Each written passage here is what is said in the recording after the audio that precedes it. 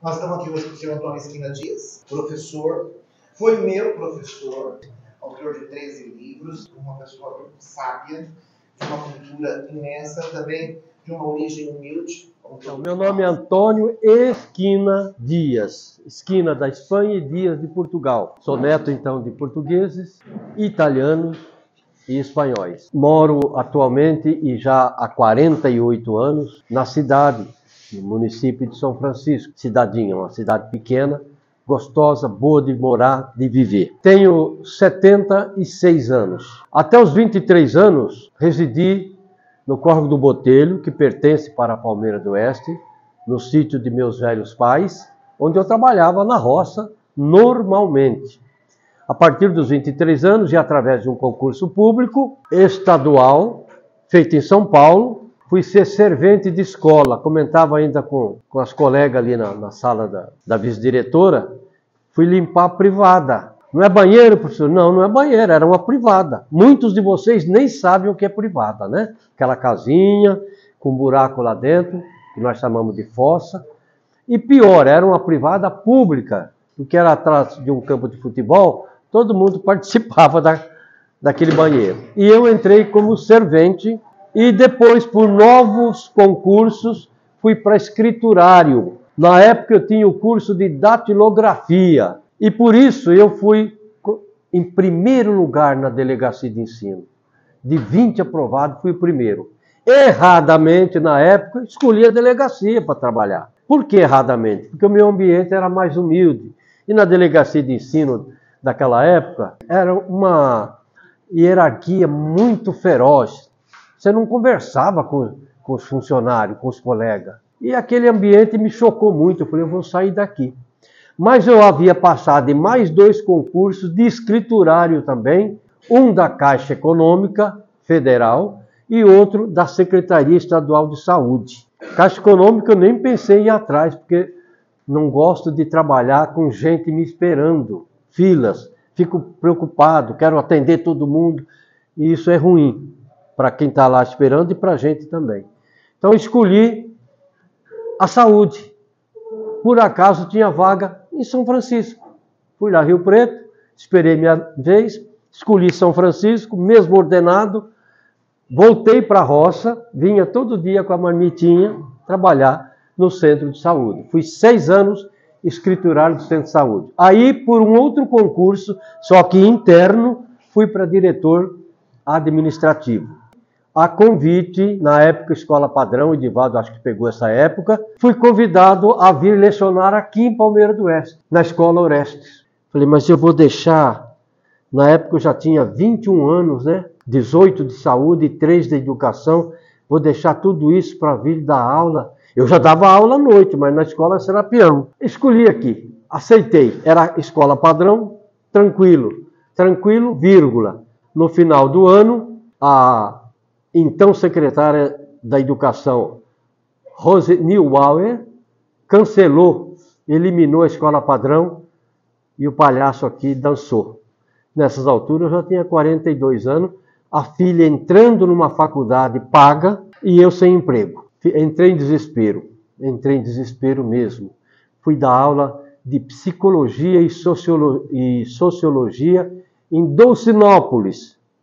Por quê? Eu tinha feito letras e depois tinha feito pedagogia, e pedagogia, na ausência de professor do cargo, você pode substituir qualquer uma daquelas matérias do currículo. E aí eu fiquei aqui, substituindo lá, tal, até que consegui, mesmo em Dolcinópolis, voltar para o magistério público, acabei escolhendo Palmeira do Oeste de volta. Voltei para cá. E aqui eu acabei a minha carreira de magistério oficial, me aposentei com 49 anos. Agora, não parei um dia depois, o Edivaldo é testemunha disso. Já estava dando aula no Serapião, dei aula 2 anos no Ângulo de Jales, dei aula 2 anos na faculdade, né? Linguística, que é uma matéria horrorosa. Em 1960, com 12 aninhos, terminei o 4º ano, fui para onde? Para a roça. Já ia, né? Já ia meio período. Aí o período integral. São Francisco não tinha ginásio. Meus pais não tinham dinheiro nem disposição, que me perdoe, para me mandar para uma escola, para uma cidade, Palmeira do Oeste, Urânia, Jales, Santa Fé. Não. Morreu ali o meu sonho, aquele sonho de estudar, de querer. Direito era um dos sonhos. Mas em 69, tivemos que fazer o tal de curso de admissão ao ginásio. Para você cursar um ginásio, que se falava, tinha que ter curso de admissão. Fiz a admissão, sabe onde foi a prova? Aqui em Palmeira do Oeste. Que lugar que eu passei? Primeiro lugar. Nossa, que alegria. Volta para São Francisco, não tem ginásio, volta para a roça. E aí eu criei até um trauma com meus pais, sabe? Por eles não franquear a oportunidade para eu estudar. Hoje o pessoal está ganhando para estudar. Meu Deus! Nem pagando a gente conseguia. Mas em abril daquele ano de 70, criou o ginásio em São Francisco. Vamos nós. Aquela turma de marmanjo, né? Eu não era o mais velho não, viu? Tinha policiais mais velhos do que eu, tinha funcionários da escola mais velhos que eu, né? Filhos de políticos mais velhos que eu, mas eu era da roça. Ali, então, eu fiz a famosa primeira série ginasial. Não falava quinta. Fiz a quinta série, então, a sexta, depois me mudei para Americana, fiquei um ano só lá, entre 71 e 72, voltei para São Francisco, terminei o ginasial. Fiz um concurso, esse que eu falei aí de servente, passei, vou tomar posse, não pode, por quê? Porque você é aluno da escola. Você escolheu aqui, esses episódios todos estão num livrinho que eu fiz chamado Porteiras Fechadas. São porteiras que você encontra. Não posso tomar posse de servente porque sou estudante da escola. Os diretores não me conheciam, mas tiveram informação, pediram prorrogação de posse para Rio Preto. Rio Preto autorizou um mês, mas um mês não dava. Isso era em outubro, tinha que ser no mínimo 2, as aulas terminavam em 12 de dezembro. Eles conseguiram lá, no dia 13 de dezembro, tomei posse como servente, com a 8ª série. Vim aqui no Oeste fazer minha matrícula para o colegial. Não pode. Como não pode? Não, o senhor tem mais de 25 anos. Posso falar um palavrão? Puta que eu pariu.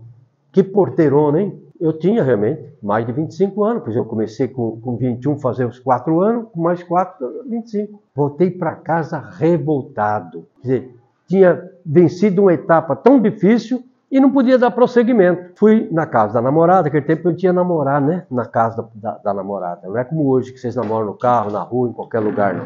Cheguei lá, desabafei com ela. Falei, tanta luta e agora não posso continuar os estudos. Ela falou, por quê? Por isso, tenho 25 anos. Fui rejeitado lá no Oeste. Ela falou, por que você não faz técnico? Eu falei, o que é isso? Ué, curso técnico que eu estou fazendo. Ela falou, estou no 3º ano. Curso técnico, mas técnico em que? Ela falou, em contabilidade. Não gosto de contabilidade, não gosto de matemática. Mas você fazendo o técnico, você pula, faz os 3 anos e tem direito à faculdade. Faço, então. Ela falou, só que é pago. É muito? Não, não é. Na época, 100 cruzeiros mensais. E como é que eu vou para Palmeira? Ela falou, meu pai comprou um Fusquinha e meu irmão e eu vamos estudar toda noite. Você pode ir com a gente, mas de jeito para nada. Olha que caretice. Eu falei, eu vou com vocês com uma condição, se vocês cobrarem. Aí cobraram 20 cruzeiros por mês. Fiz 1º e 2º técnico aqui. O seu Benato foi meu professor, o seu João Roberto e outros tantos que já se foram. E aí eu fiz o concurso para escriturário e voltei lá para a delegacia. Daí para lá eu já contei para vocês. Eu contei isso tudo, uma para pegar o gancho do sono, que o Divaldo falou. E outra para dizer para vocês que a gente nunca pode desistir. Hoje eu recebi um telefonema, tem uma mensagem, não é nem telefonema, da minha filha. E ela dizendo, eu vou fazer isso, creio que vai dar certo. Falei, ótimo, ainda bem que você acredita. Você tem que acreditar naquilo que você faz. Nós vamos falar um pouquinho hoje sobre fé, crença e superstição, e isso está tudo, é uma coisa só, de acordo com a circunstância e com os ângulos que a gente enfoca. Se você não acreditar, é meio caminho andado para trás. Nada funciona se você não crer, se você não acreditar. Sou estudioso até hoje. eu não durmo, não deito, não durmo. Se eu deitar, eu não durmo sem ler, no mínimo, 2 horas por dia. O quê? Qualquer coisa. Ou melhor, tudo. Tudo que me cai às mãos eu leio. Leio muito, gosto de ler os autoajuda, são livros maravilhosos. Sou católico, mas leio muito livro espíritas, né? Ou espiritualista. Sou fã incondicional do Augusto Cury, Dr. Augusto Cury. Tenho uns 30 livros dele, já li todos, mas ele já editou uns 60. E livro um por um, somando todos, eu já li 1020. Eu anoto o nome do livro, sou muito metódico, quem convive comigo sofre um pouco. Mas eu leio o livro, vou lá, na ordem crescente, está o número lá, 1021. Nome do livro, suponhamos, Helena.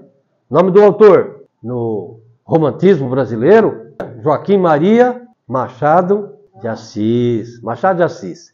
Então eu coloco também o nome do autor. E a outra coluna, o que é? Romance.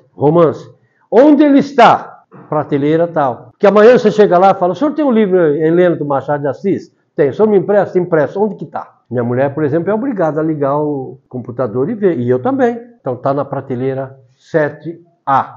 Quer dizer, aberta. Porque tem as fechadas, não tem? Eu tenho uma mini biblioteca em casa.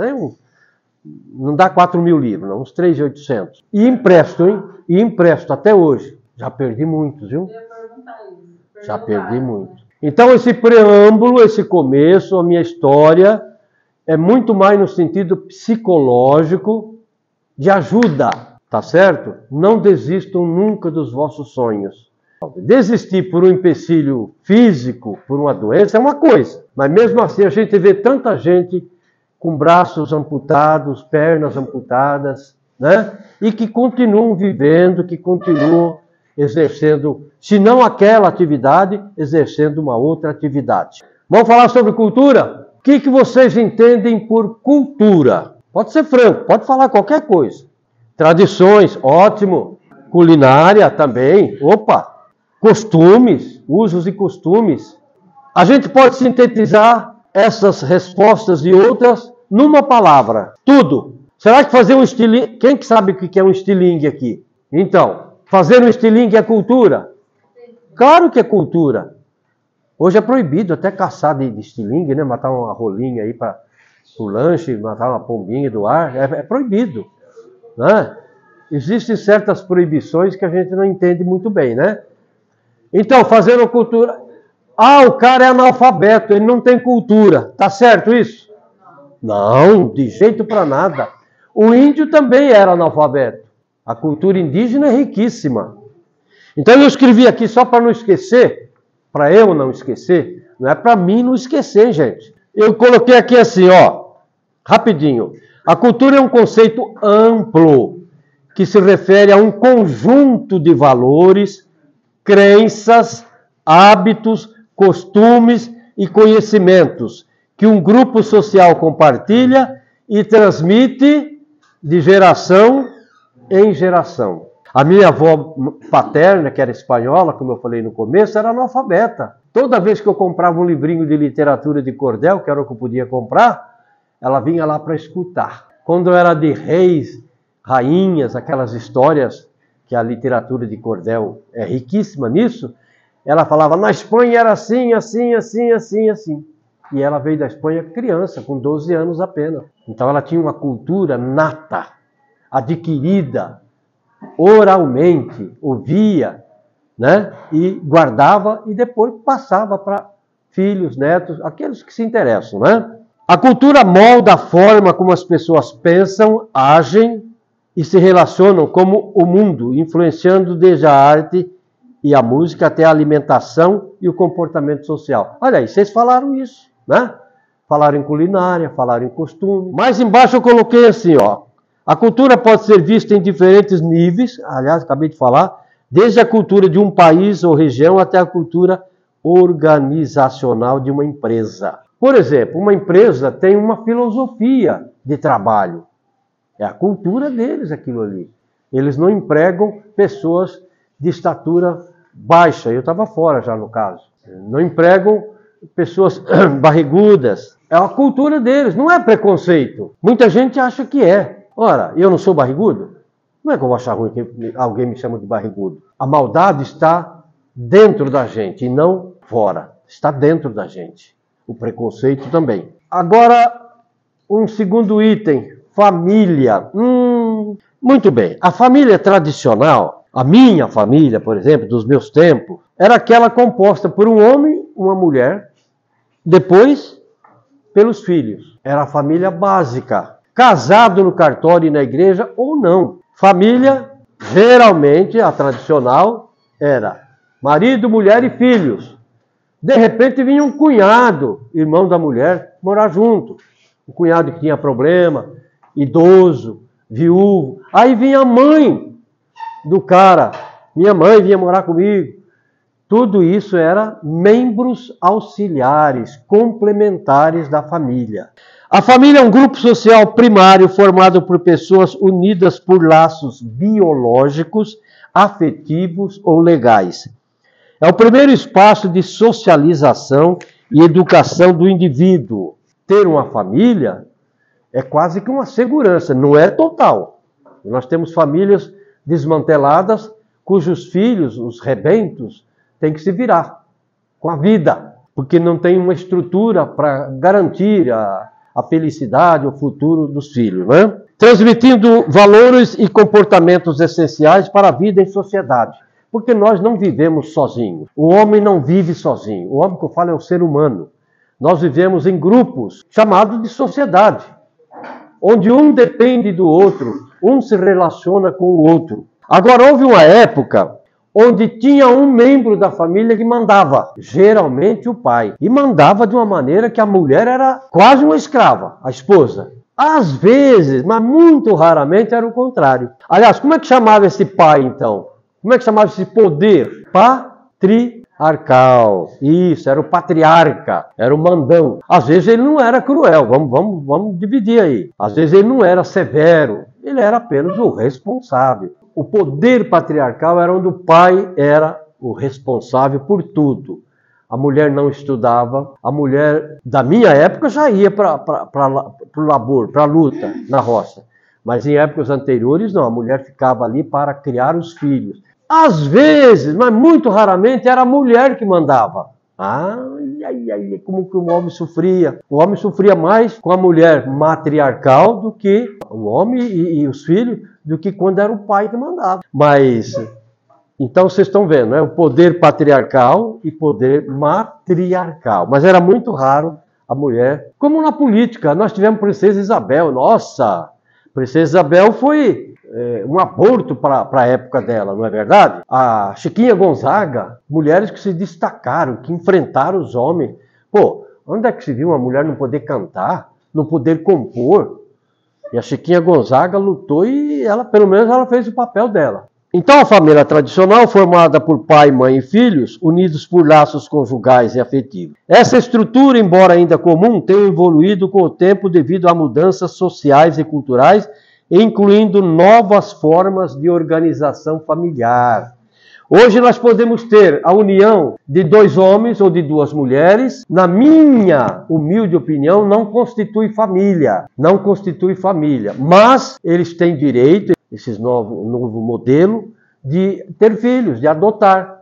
O que é uma ação tremendamente positiva. Porque há tantas crianças aí sem pai e sem mãe, com pai e mãe, né?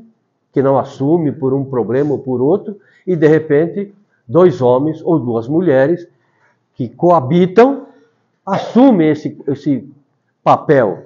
E olha, o amor de 2 homens para uma criança ou de 2 mulheres é uma coisa admirável. A família faz parte da cultura de um povo? Muito, em todo sentido. No sentido da criação, da procriação, né? Mas, de qualquer forma, a família é a base da sociedade, é a célula máter da sociedade. A família é a base, é a sustentação. E a religião tem um peso muito grande nisso tudo. Religião é um sistema de crenças e práticas que busca dar sentido à vida, explicando a existência, a natureza e o futuro. Ela pode envolver crença em divindades, rituais, sagradas escrituras e comunidades de fé. No Brasil, o cristianismo é predominante, com católicos e evangélicos sendo os maiores grupos, mas há também uma diversidade de outras crenças, como o espiritismo, o candomblé e a umbanda. Todos estes segmentos acreditam em um ser invisível a olho nu, mas que existe dentro da alma de cada um. O ateu é aquele que não crê na existência divina. É direito dele? Para por aí, que é sim, claro que é. Uai, por que não? É direito dele. E o direito não se discute. Vocês vão para o sítio algumas vezes? Alguém mora em sítio aqui? Você fica num lugar alto, você fica olhando a natureza. Não é maravilhoso? Os passarinhos. Você já observou uma formiga trabalhando? Uma abelha? Né? O vento. Você vê o vento, mas você sabe que ele existe. Então eu acho que, sei lá, há muitas conversões de ateus para acreditar em algo mais além daquilo que ele vê e sente. Há muita conversão. É respeitável? É respeitável, se ele não acredita. Mas eu acho que se você não acredita em algo acima de você, é difícil. Para quem você vai pedir, então? Para quem? A implorar, suplicar? Para ninguém?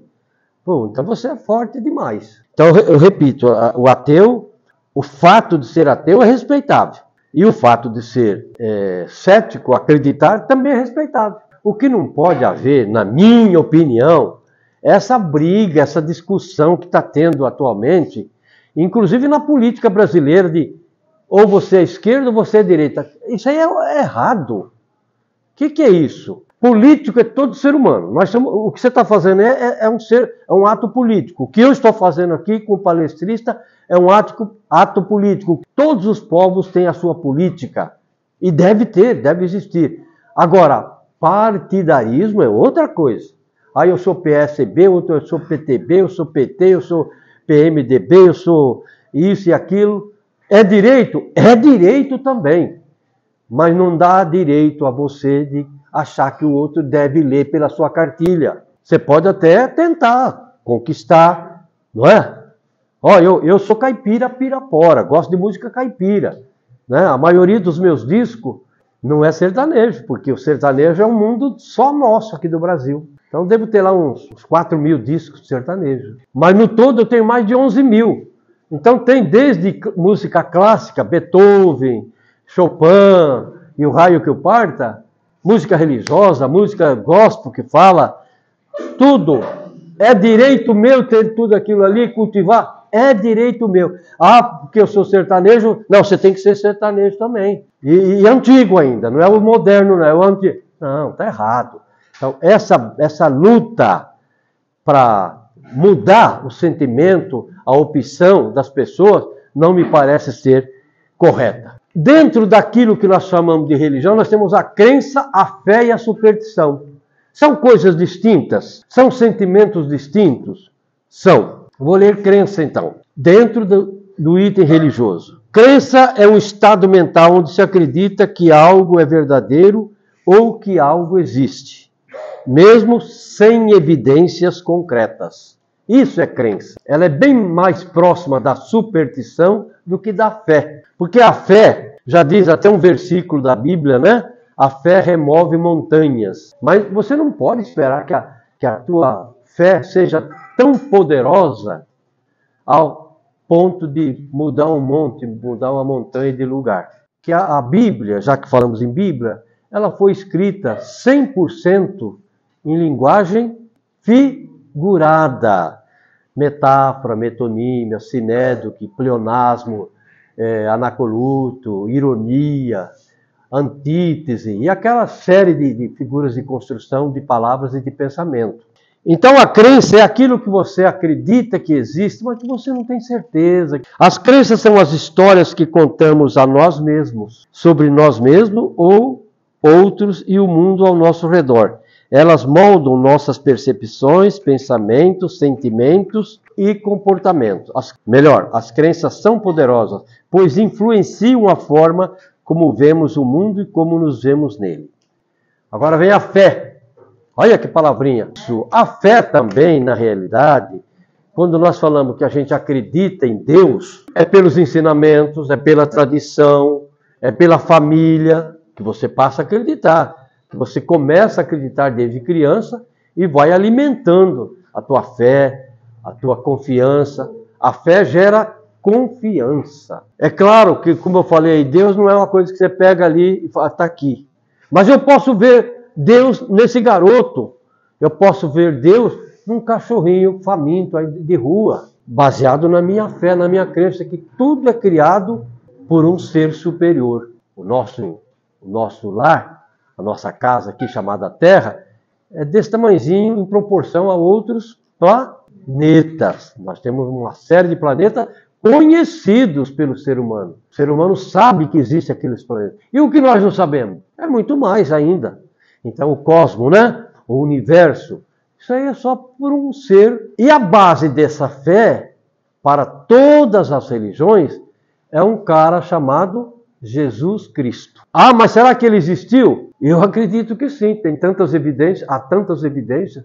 E eu não estou à procura de provas. E se todas as religiões, católico ou não, acreditam na sua existência, por que eu, um simples mortal, não vou acreditar? Então a fé, já diz aquele ditado, remove montanhas, e esse também é um ditado filosófico, é um ditado também em linguagem figurada. Quer dizer que com a fé você tem meio caminho andado na sua tarefa, no seu objetivo. A fé é uma crença profunda em algo ou alguém, frequentemente em entidades ou princípios não comprovados empiricamente, que inspira confiança e ação. É a adesão incondicional a uma verdade, mesmo sem provas concretas. No contexto religioso, a fé é a crença em Deus e seus ensinamentos, mesmo que não se veja ou se toque. A distância entre alguns princípios religiosos é muito grande. Por exemplo, no Espiritismo. Não sei se eu falei no começo que eu estou lendo vários livros espíritas. É tão gratificante, porque aquilo ali vem de encontro com o que a gente fala, pensa e não vê. O espiritualismo é isso. Não concordo com muita coisa do Espiritismo, como o Espiritismo também não concorda com muita coisa da religião que eu pratico. Mas veja bem, você tendo uma força interior, é o combustível que te move. Você pode ter tudo na vida, dinheiro, posição social. Por que muita gente aí, com tudo isso, é infeliz? Né? Eu acho que é falta de fé. Tem muita gente com poder econômico, com poder político, com poder pessoal, né? Que é infeliz. Superstição. O que seria superstição? Superstição, onde nós paramos, é uma coisa que muitas vezes prejudica a gente. A fé nunca prejudica. Porque quando ela é vazia, ela não é fé, ela é crença. Deu para perceber? Quando ela é vazia, quando você acredita no nada, ela não é fé, é crença. E a superstição é muito parecida com a crença. Então, esse exemplo que ela deu do chinelo virado é comum, até em pessoas de anel no dedo. Anel no dedo que eu falo é formado. Às vezes o cara é psicólogo, né, e acredita na tesoura aberta. Quando dá relâmpago tem que tampar porque não pode ter vidro. Não é isso que acontece? Isso é superstição. Então, quando eu namorava a minha mulher, eu cheguei um dia lá e ela estava fazendo janta ainda. Eu cheguei muito cedo e aí fiquei conversando com meu sogro. Eu adorava conversar com meu sogro, já é falecido, né? E era quaresma. E eu não ia de uma casa para outra, não havia energia elétrica, a gente ia no escuro. Eu não levava farol, acho que eu vou levar uma vela para namorar. Já não chegava a sogra, ficava lá com a lamparina acesa, atrapalhando. Quando vinha o besouro e apagava a lamparina, não demorava um segundo, a minha sogra estava com outra lamparina lá. Mas aí saiu o assunto de lobisomem. E eu, achando que eu estava fazendo uma grande coisa, falei para o meu sogro, né? Que lobisomem não existe. Não era meu sogro ainda. Lobisomem é uma crença. Não existe. Ele falou, existe? Existe porque eu já dei um tiro em um. E aí? Se eu discutisse com ele, eu ia perder o namoro, não ia? Então deixei. Acha que lobisomem existe? Quem é que acha que existe lobisomem, mula sem cabeça, homem d'água, saci pererê, não é? São lendas. São lendas, são superstições. Então, a superstição é isso, gente. É algo que nos prejudica a partir do momento que nós somos reféns dela. Se você se guiar pela superstição, é a crença em eventos ou objetos que trazem sorte ou azar. A sorte existe? Eu também acredito que existe a sorte. Em consequência, ou melhor, em resultado do trabalho. Então, a sorte vem para coroar. O azar é o contrário. Você só pensa mal, poxa. Você só pensa negativo. A superstição é definida como uma crença que não pode ser comprovada como verdadeira ou falsa. E que é frequentemente transmitida de geração em geração. Também como a tradição, como os costumes. Ela se manifesta em diversas formas, como a crença em presságios. Mamma mia! Que sofrimento alguém falar assim, vai acontecer alguma coisa na família, porque essa noite eu pensei nisso, ou eu tive um sonho assim, assim, assado. É horrível isso aí. Mas de vez em quando dá certo. E aí? Como é que fica? Né? Então ela se manifesta de diversas formas. Amuletos. Eu só uso essa correntinha aqui porque ela me traz sorte. Eu só uso roupa branca porque isso, porque aquilo. O branco, ele simboliza a paz. Mas ele não é a paz. A paz quem faz sou eu. A paz é o caso da felicidade. O que é a felicidade? É uma coisa abstrata. Em si ela é abstrata, mas na prática ela é a seiva da vida, é a razão de viver. Já vai entender o porquê que eu coloquei ali. Vida, dom divino. A superstição tem origem em tradições populares e culturais e pode estar relacionada a crenças religiosas, culturais ou pessoais. Por isso que eu falei que a fé, a crença e as superstições, elas se interrelacionam. Aí varia o quê? O momento, a circunstância e, por que não dizer, o relacionamento. Com quem você está tendo aquele relacionamento, se você pode ter fé no que ele fala, que é a confiança, ou se você pode acreditar, como é que o cara fala? Acreditar desacreditando. Quebrar o espelho traz 7 anos de azar. Meu pai acreditava nisso. Quando quebrava um espelho, aqueles espelhinhos de parede, era preciso destruir aquilo ali, para ele não ver. Senão era uma semana falando, tudo que me aconteceu por causa do espelho. Oh, meu Deus, não tem fundamento isso. Tem? Não tem. Mas o cara acredita. Comer alguma coisa dizendo que aquilo ali faz bem, porque plantar, aliás, né? Vai elevar o nível social, econômico da pessoa. Não, você tem que plantar arroz, crente, convicto de que vai dar arroz. Agora a terra tem que estar preparada, tem que ser uma terra boa. Preparada por quem? Por você. Aí tem o resultado. Do contrário, não é? Eu, por exemplo, acredito em destino, mas não aquele destino que eu cruzo os braços e falo, bom, hoje o que tiver que acontecer, vai acontecer, e não vou mexer os braços. Não é por aí. Se o carro furar o pneu no caminho, não é castigo, não é fatalidade, não é nada. É um acontecimento normal. E eu vou ter que tomar uma providência. Ou vou ficar lá esperando que alguém venha trocar o pneu. Vai ter que vir mesmo, porque eu não sei trocar, mas tudo bem. As superstições podem desempenhar diferentes funções, como proporcionar conforto, reduzir a ansiedade diante de eventos imprevistos, ou reforçar um senso de identidade cultural e religiosa. Está muito perto aqui da fé, nesse caso. Você acredita tanto naquilo ali que se transforma em fé. Bom, não vou citar exemplo não, aqui só tem uns exemplos. Definições, Mário Jorge Lobo Zagallo, esses vocês conheceram, né? O Zagallo, que foi treinador da seleção brasileira. Ele tinha uma superstição muito grande com ele. Era um número, mas não um 7. 13. O 13, e aquilo morreu com ele, hein? Virou fé para ele. Ele acreditava tanto no número 13, que ele acha que o Brasil se classificou para a Copa de 70, que o Brasil estava uma situação muito difícil politicamente falando, e ele acredita que o Brasil se classificou baseado na crença do número 13, que ele instituiu ali dentro da seleção. Mas tem ainda o lobisomem, a mula sem cabeça, o homem d'água, saci pererê, o raio, a faísca, já falamos, né? Usos e costumes. Alguém falou no comecinho em tradição e falou em usos e costumes. Tradição é isso. Usos e costumes. Respeitáveis, ainda que muitos superados pela tecnologia. Fogão de lenha. Eu tenho fogão de lenha. Na minha casa, lá no fundo, lá perto da piscina, tem um fogão a lenha lá.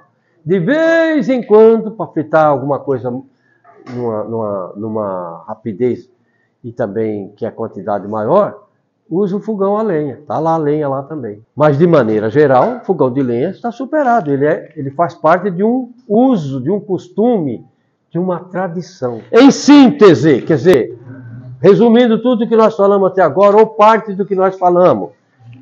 Cultura, que é o tema central, ou subtema, é um conceito amplo que representa o conjunto de tradições, crenças e costumes de determinado grupo social e que é repassado ao longo da história de geração por geração. Antigamente era pela oralidade. Hoje não. Hoje, já faz tempo, nós temos a escrita. E hoje mesmo, a internet. Eu escrevo meus livros sentando na cadeira e o computador ali eu vou escrevendo. Eu não tenho nada rascunhado. Por enquanto, né? Vou escrevendo aquilo que eu sinto, aquilo que eu acho, aquilo que eu conheço. As festas típicas também fazem parte da tradição, da cultura de um povo. E olha que o Brasil é chegado à festa, não é? É Natal, é Ano Novo, é Páscoa, é dia dos pais, dia das mães, que mais? Carnaval, então não se fala, dia dos namorados. E um defeito gravíssimo, na minha opinião, que nós temos, se o feriado é na sexta-feira, se o feriado é na quinta, nós emendamos com a sexta, com o sábado. Por que não trabalhar no sábado, caramba? Pode ser contra mim, mas eu sou contra isso tudo. Nós trabalhamos pouco e ganhamos menos ainda também. Esse que é o pior, né? Ganhamos pouco. Vocês não sabem o que o professor passa quando ele não tem um alicerce já pessoal. Né? Ainda bem que hoje tem carro para ir de uma escola para outra. Tem professor que leciona em 4 escolas diferentes, né? Larga filhos na creche, aquela coisa toda. Muito bem, festas típicas, se tem uma coisa que é costume do país, é festejar tudo e motivo para o brasileiro comemorar. Aniversários de nascimento, casamento, batizado, conquista de títulos esportivos, Natal, Ano Novo, Páscoa, datas cívicas, né? Dia das mães, dia dos pais, dia dos namorados, tem até dia da sogra. Ô, louco! Aí, por que não? A sogra é mãe, não é verdade? Agora eu vou ficar ali. Vida. Você pôs o título ou não? Dom divino. Na minha opinião, a vida, a existência, é um dom. O que é dom? É algo que não depende de você. É algo que você recebe. Eu acho que a vida é um dom. É o dom. É o dom. Não é um não. É o dom. O principal. Quando eu chego no meu sítio, eu vou no meu sítio quase todo dia. Se vocês querem acreditar, tudo bem. Senão não tem problema. Lá no carro está lá minha calça jeans usada, camisa manga comprida, um sapatão desse tamanho que eu já contei a história. Eu nem vou para casa. Compro um lanche aí. Eu iria para casa, mas agora não vou mais. Vou direto para a chácara, para o sítio. Curtir? Também. Mas vou trabalhar. Fazer alguma coisa lá que precisa fazer. Ao passar pela porteira, primeiro tem que abrir, né? Porque minha mulher costuma passar com o trator, com a porteira fechada e tudo. Passo, me posiciono, tem a fazenda Santa Maria antiga, que faz divisa com o meu sítio. Tem uma mata de 10 alqueires. E eu olho aquela mata. Do meu lado, uma carreira de eucalipto de papel, celulose, que meu filho plantou. Na frente, aquela mata. Ali eu faço a minha oração. Porque eu acredito. Se eu não acreditar, não é porque eu nem decoro a oração. Eu não vou lá rezar. Vou meditar, vou me oferecer a Deus. Em primeiro lugar, vou agradecer o dom da vida. Eu estou vivo. Senhor, obrigado pelo dom da vida. Tem outro dom que fica, na minha opinião, em segundo lugar, que é preciosíssimo esse dom. O dom da liberdade, que nós chamamos de livre-arbítrio. São os 2 dons. Você pode não ter nada, mas você tem a vida e é livre. No Brasil, nós somos livres. Não tão livres, mas somos livres. Então, o dom da vida é o dom divino, assim como é também o do livre-arbítrio. Eu costumo falar com Deus, eu digo, Senhor, obrigado pelo dom da vida. Se é de dia, eu já passei a noite. Então, obrigado pela noite, obrigado por este dia. O que eu vou fazer lá no sítio? Aquilo que eu vou fazer, eu peço a bênção. E digo, obrigado, Senhor, pelo que eu sou, pelo que eu tenho e pelo que eu faço. Inconscientemente, eu peço para Deus me abençoar, para eu ser bom, para eu ser objetivo, para eu ser humano, para eu ser justo, para eu proporcionar alegria para aqueles que vivem comigo. E o agradecimento traz consigo novos benefícios. E eu não posso deixar de agradecer ao professor Edivaldo pelo segundo convite, dentro de poucos meses, para participar de uma palestra que é importante para vocês e é para mim também muito importante e muito gratificante. Portanto, muito obrigado, meu caro amigo, meu caro colega. Vamos agradecer com palmas.